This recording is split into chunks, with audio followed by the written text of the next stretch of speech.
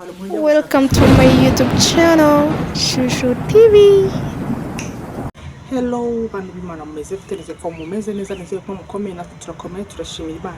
Ni kuri Shushu TV nk'ibisanzwe ubaye mushyashya tuguhaye ikaze ubaye usanzwe nawe turabanyamuca kugira abanyamuryango ba Shushu TV. Uyu munsi rero tugiye kurebera hamwe umugabo mubi mu rugo aba ameze ati nibiki biranga umugabo ko ari mubi mu rugo rwe. Hari igihe umuntu aba ari hanze ari boss mwiza ari umuntu mwiza pe ariko mu rugo rwe yarafeirinze. Ikintu cya mbere rero nta kindi umugabo ugera hanze akaganira agasabana akagira gute bati iwe mu rugo yarigize intare mukamubona ku muhanda bwati wa mu mugabo nk'uyu ariko mu rugo abantu bose bamubona bagahaba abantu bose bamubona bakagira ubwoba. Umugabo nk'uyu ntago aba ari umugabo mwiza.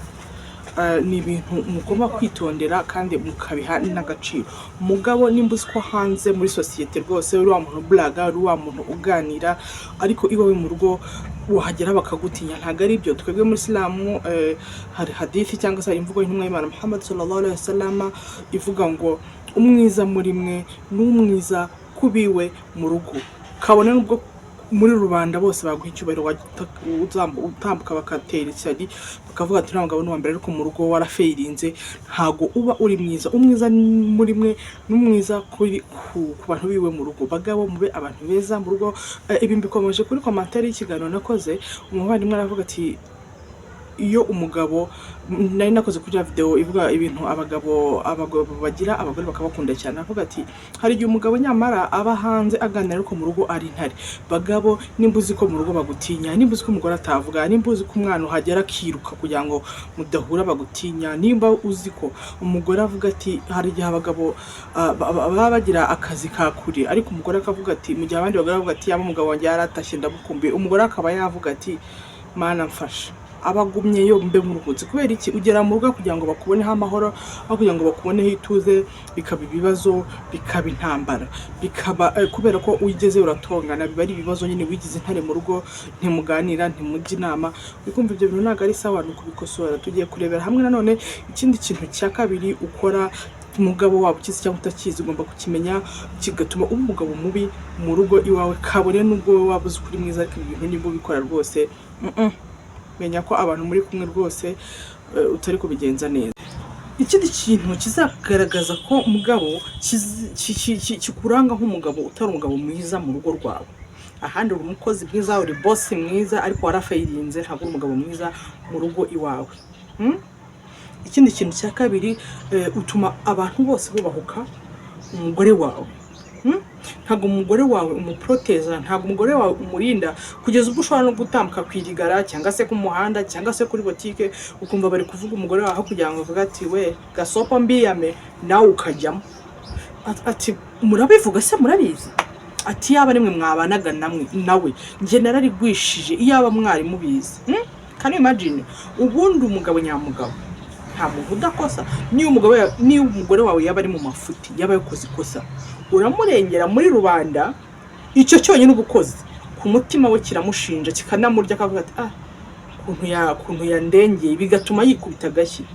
Uramuhishira muri rubanda warangiza mwagira handi muri babiri mwiherereye ati mugore mwiza rero nanze kuguteza abantu ariko bira bintu ntabwo byari sawa sinabishimye ukamukosora. Ariko ntago ari byo ko umugabo nyamugabo ajya imbere akumva bari kuvuga umugore we yarangiza nawe akajya kungama ati murabizi naragowe nararushye yaba ari mwe mwabanaga nawe. Kandi imagine icyo kintu umugabo udashyigikira umugore we wapi akamwubahuka ntanatume n'abandi banamwubaha ntabwo icyo kintu aba ari sawa. Ikindi kintu kizakugaragariza umugabo utari mwiza mu rugo. Ubundi urugo ntago kuba Imana yaremye umugabo imugira umutware w'urugo irangije iraribireba atereka kiraho n'umufasha we. Nuko Imana biremeye Adamu Eva haje umutware haza n'umufasha. Bivuze ngo iki bagomba kungikanya bagomba gufatikanya. Rero mugabo nimba uzi ko ijambo ryose mu rugo ikintu cyose kiba ari uko rushyizeho kashe akadomo aho uri kukica hano umugore ashaka kuvuga ati genda abona byagenda gutyo ukavuga ati wapi byose nibiki kuvuga giye nibitagenda uko mbivuze na wapi. Ntabwo ari byo. Nimba warambuye umugore wawe ijambo aho uri kukica uri umugabo uri kuba umugabo mubi mu rugo ikosora bitararengerana. umugore ni umuntu muba mwarahuye mukuze, afite ubwenge, aratekereza, afite uko abona ibintu. Ntabwo ari ngombwa rero kuza ngo uvane ibyo uvanye hariya, uvane ibyo uvanye aho mwari muri kuganirira, uhita uza ubimucengezemo, natanabyumva uhita ubikora nk'uko ubishaka. Mugomba kuganira, mukajya inama, ibintu mukabyumvaho kimwe. Naho ubundi nimba warambuye umugore wawe ijambo ntacyo avuga rwose, aho urimo urafeiringa, urimo urakica.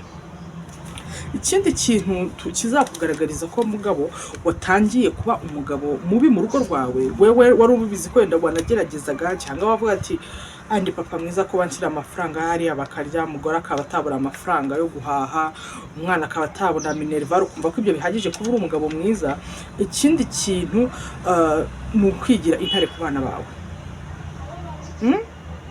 Abapapa ubundi ngo bizwi ko umwana ni nyina. Umwana ni nyina.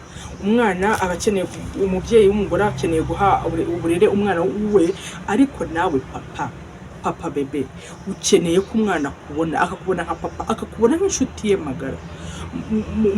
Mu bantu twavutse muri iriya myaka yindi munsi ya 2 ho, twakuze tuzi ko papa ari igitangaza, ari igikomerezwa, hahandi no kuvuga se ari ikibazo. Ariko ni ikintu ugomba guhindura. Abapapa mwige kuba inshuti n'abana banyu. Bituma umwana uza ngo akubone, aho kujya kubonemo yishi bavuga ati yo dada aratashye reka njye kumuyambira, akubone yirukanka. Umwana waramubitsemo ikintu cy'ubwoba, kabure nubwo ntaba nta kosa yakoze. Handi usanga umwana ari kwiga ikintu, nta mwana utakubagana. Umwana ari kwiga ikintu kubera ko yari ari kugerekeranya itafari kuri ndi, yabonye abandi bubaka, yagira igikombe amena ukamukubita nk'izo wagira ngo yishumwe. Kwigira intare ku bana nabyo ni bimwe mu bigaragaza ko umugabo arimo arafeiringa, arimo aragira gute, arimo arafeiringa. Reka ibindi tubikorere pati ya 2 kugira ngo video itababana ndende. Niba ugeze hano uri mushyashya, turakwibutsa gukora subscribe kugira ngo ibiganiro byacu kuri Shushu TV utazajya ubicikwa. Wandike muri comment uko byumva, niba n'ibimenyetso umutware wawe ubimubonaho, mugerageze ko mwabikemura bikiri mu maguru mashya.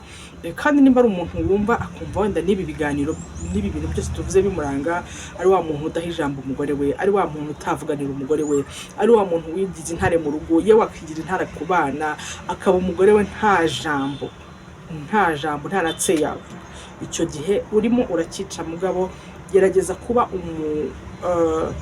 umutware mwiza mu rugo rwawe. Buri wese azabazwa intama yaragijwe. Umugore wawe, abana bawe n'abantu uzabazwa. Rero kubigiraho intare, ukajya usanga kuba utashye mu rugo ntago babishaka. Wari uzi ko hari igihe umugabo ajya gutaha, hari abagore baba bafite abagabo bakora isafari, akakubwira ati aho abandi baba bavuga ati iya umugabo wanjye yaratashye, ndumva nkumbuye umugabo wanjye. Wo ugasanga kuvuga ati iya wanjye yaragumye isafari, iya bari bamuhereje nka kontra y'umwaka, kuko iyo turi kumwe nta mahoro ngira. Akumva ko ukora wagiye. Ibyo nibyo mwifuza abagabo? Ibyo mushaka ko abagore banyu bifuza ko muhora ishyanga, muhora mwagiye, cyangwa urifuza ko ujya gutaha ukumbuwe, aho kugira ngo utegereze ko ukumburwa ugasanga waribagiranye? Mugerageze kuba abagabo beza, mugerageze kuba umugisha mu rubyaro rwanyu, ku bagore banyu. Kuri uwo mugore n'umushimisha, uwo mugore nakwirahira akavuga ati umugabo wanjye Imana ijye umugisha, akagusabira ijuru n'amanywa, buri manywa buri joro akavuga ati Mana yanjye wampaye umugabo, uyu mugabo uzamuha ijuru, nta kwasa, ni igitangaza, ibintu n'ibindi. Hari ikingana ibyo ngibyo. Abagabo mureke kuba abagabo babi mu ngo zanyu. Reka dukore party B kugira ngo ikiganiro kitaza kuba abana kirekire, turebe n'ibindi bice n'ibindi bintu bigaragaza umugabo utari mwiza mu rugo rwe. Imana ikomeze kubarinda kandi ikomeze kubakunda. Ibiganiro byacu nakagaruka kuri Shushu TV. Bye bye. Duhure ngaruka.